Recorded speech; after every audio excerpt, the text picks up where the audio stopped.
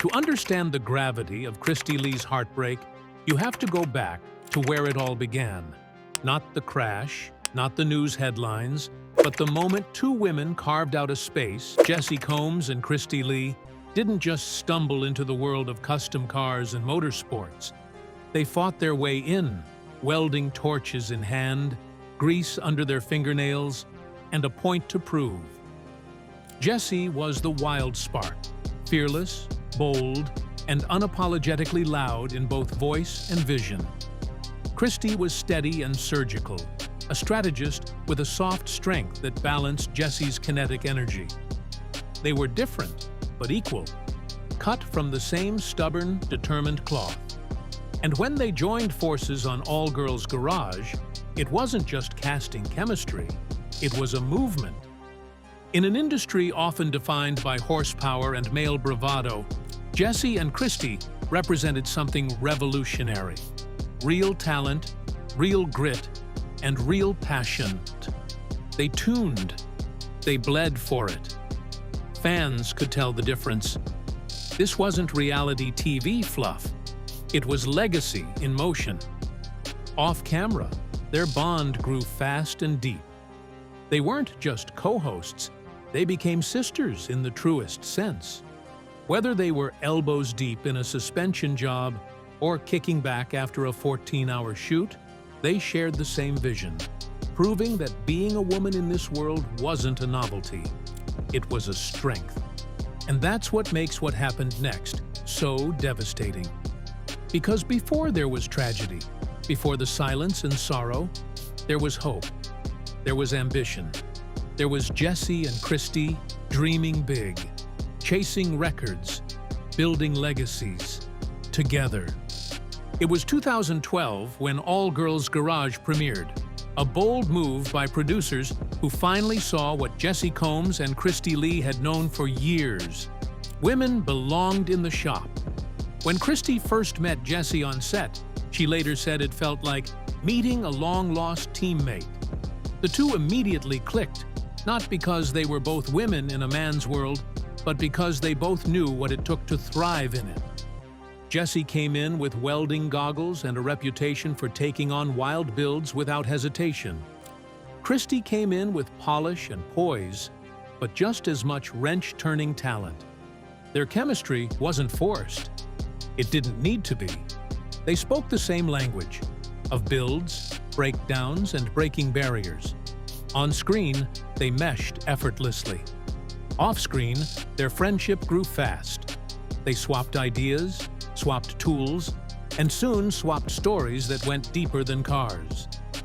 While the cameras rolled, the two supported each other in a space that could often be hostile. Cristy later admitted she was nervous in the beginning, not about the work, but about how she'd be perceived. Jessi was a shield, a mentor, and most importantly, a friend. She wasn't there for ego. She was there to prove something to herself. And Cristy felt the same way. As their bond strengthened, fans took notice. Comments rolled in about their authenticity. Finally, hosts who know what they're doing, viewers wrote. They weren't reading scripts. They were getting their hands dirty, pushing each other, learning and laughing through the chaos.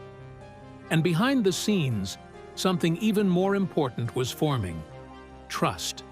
The kind of trust you can only forge under pressure, between two people who have been underestimated and overworked, but refuse to back down. What fans saw on All Girls Garage was just the beginning. After the lights went off and the crews packed up, Jessi and Cristy's bond deepened. There were road trips with the radio up, shop nights that turned into therapy sessions, and phone calls after tough episodes, both personal and professional. Cristy would later say that Jessi had a way of making people feel 10 feet tall. She hyped her friends up, called out their excuses, and lived with a relentless drive that was impossible to ignore. She wasn't just a gearhead, she was a force.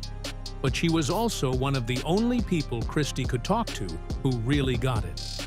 The pressure, the scrutiny, the loneliness of being admired and doubted at the same time. They started sharing more than just tools. They shared dreams. Jessi wanted to break records, push engineering limits, and mentor girls coming up in the trades. Cristy wanted to create platforms where women could shine because of their talent, not in spite of it. Together, they talked about doing more shows, building a school, maybe even racing together. These weren't just co-workers, they were sisters. And while fans loved them for the engines and expertise, it was that genuine connection, unscripted, unshakable, that made them icons. As All Girls Garage evolved, so did Jessi. While Cristy leaned further into hosting, brand work, and journalism, Jessi went all in on what had always set her apart: speed. She started racing full-time, competing in events like the Baja 1000, the King of the Hammers, and eventually setting her sights on something bigger: the women's land speed record. To Jessi, this wasn't about ego, it was about proving a point. Women could race, wrench, and win at the same level as anyone. Cristy supported her all the way, even if she admitted later she had quiet worries. Jessi was pushing herself harder than ever. The risks were getting higher. By 2019, Jessi was deep into preparations for her run at the Alvord Desert in Oregon. The vehicle, a custom-built North American Eagle Supersonic Speed Challenger, was capable of going over 500 km/h. And Jessi was ready. She trained relentlessly, studied every component, and committed herself fully. Cristy and Jessi still kept in touch, texting and calling between travel days and press appearances. But something about that final record attempt felt heavier. Cristy felt it in her gut, something she couldn't quite name. Jessi, as always, was focused, driven, at peace. But behind that was a silence that felt like a goodbye. As Jessi's passion for land speed records intensified, Cristy Lee found herself torn between admiration and deep concern. The two had always supported one another, pushing boundaries in a male-dominated world, but this was different. Jessi wasn't just working with horsepower anymore. She was chasing history in a machine, hurtling across the earth at speeds over 500 mph. Cristy had seen the shift in Jessi's eyes. She'd always been fearless, but now she was laser-focused, as if she had unfinished business with the salt flats. Cristy began to worry, not because Jessi was reckless, but because she was relentless. She wasn't doing this for TV ratings or sponsorships. She was chasing a title that had eluded women for nearly a century. The fastest woman on Earth. That kind of ambition comes with a cost. Privately, Cristy confessed to friends that something about this record attempt felt different. She was more intense, Cristy later admitted. She wasn't second-guessing anything. It was like she had already made peace with every outcome, even the worst one. They had talked about it before: the danger, the risks, the possibility of not coming back. Jessi had always brushed it off with a smirk and a shrug, but this time, Cristy noticed, Jessi wasn't joking, and that haunted her. 3 days before Jessi's final record attempt, Cristy and Jessi shared what would unknowingly become their last conversation. It wasn't a long call, just 15 minutes, but Cristy remembers every word. They laughed about an old prank from the All Girls Garage days. Then, without prompting, Jessi grew quiet. Her tone shifted. "If this is how I go out," Jessi said, "I want you to know I'm at peace." Cristy was stunned. She had no words, only silence. Jessi continued, "I've done everything I ever dreamed of. If this is the last thing I do, at least I did it on my terms." There was no fear in her voice, only clarity. Cristy's heart dropped. She wanted to tell her to stop, to wait, to think it over. But how do you tell someone like Jessi Combs to turn away from their destiny? So Cristy did what friends sometimes do when they're scared. She swallowed it. She told Jessi to be safe, to check in after the run. Jessi promised she would. That call ended with an "I love you," followed by an awkward pause. Neither of them knew how to say goodbye. After the crash, Cristy couldn't bring herself to listen to that voicemail again. Not for weeks. When she finally did, all she could hear was Jessi's voice, steady, fearless, and free. That call became both a comfort and a curse, proof that Jessi knew what was coming and that Cristy had heard it, but couldn't stop it. The news came like a punch to the chest. On August 27, 2019, Jessi Combs' jet-powered car crashed on the Alvord Desert in Oregon during a high-speed land speed record attempt. She was clocking over 500 mph when something went catastrophically wrong. The crash site was barren and brutal, just dust, debris, and silence. Cristy Lee was in the middle of filming a segment when a crew member whispered the news into her ear. She froze. Everything blurred. She left the set without a word and collapsed in the nearest empty office. The world may have seen headlines like "Fastest Woman Killed in Crash," but Cristy didn't see a headline. She saw a friend, a sister, a memory. Jessi's death wasn't just a blow to motorsports, it was personal. Cristy kept remembering that final call, trying to decipher if there had been a plea hidden beneath Jessi's words. Could she have said more? Could she have done more? Survivor's guilt is cruel. It demands logic in moments where none exists. The outpouring of tributes didn't help much at first. While the world celebrated Jessi's legacy, Cristy grieved in silence. Every image of the desert brought tears. Every interview request was met with a firm no. Because when someone dies doing what they love, it doesn't make it easier. It just makes the grief harder to explain. For years following Jessi Combs' tragic death, Cristy Lee kept a near-total silence. While tributes poured in from fans, friends, and celebrities across the automotive and motorsports world, Cristy didn't speak publicly. Not in interviews, not on social media, not even in passing mentions during appearances. To many, this silence felt strange. Weren't they close? Weren't they sisters in grease and grit? But behind that silence was something more complex than grief. It was heartbreak wrapped in trauma, guilt, and the pressure of mourning in the public eye. Privately, Cristy was devastated. The woman she once welded alongside on All Girls Garage, the friend she had stayed up late with discussing life, career, and purpose, was gone. And not just gone. Gone in a violent, high-speed crash while attempting to do the very thing that made her heart race. Cristy reportedly received the news while filming a segment for another project. She walked off set and didn't return that day. She couldn't. The silence was, in many ways, her armor. In podcast interviews years later, Cristy admitted, "I didn't want to make it about me. I didn't want to add to the noise. I needed to process it my own way." Behind the scenes, she kept photos of Jessi in her workspace.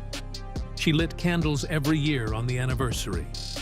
But to the outside world, she was composed, moving forward, hosting, smiling. Producers and fans asked her to speak.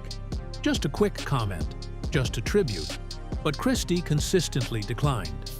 She later revealed that the idea of discussing Jessi publicly felt like ripping open a wound that never had time to heal.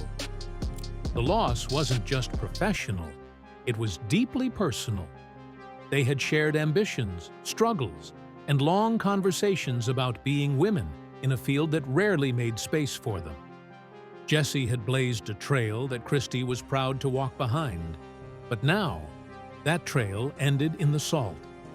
It wasn't until 4 years after Jessi's death that Cristy finally opened up, publicly, emotionally, and without a script. It happened during a motorsports podcast episode that wasn't even supposed to be about Jessi. The topic shifted naturally, and when Jessi's name came up, Cristy paused.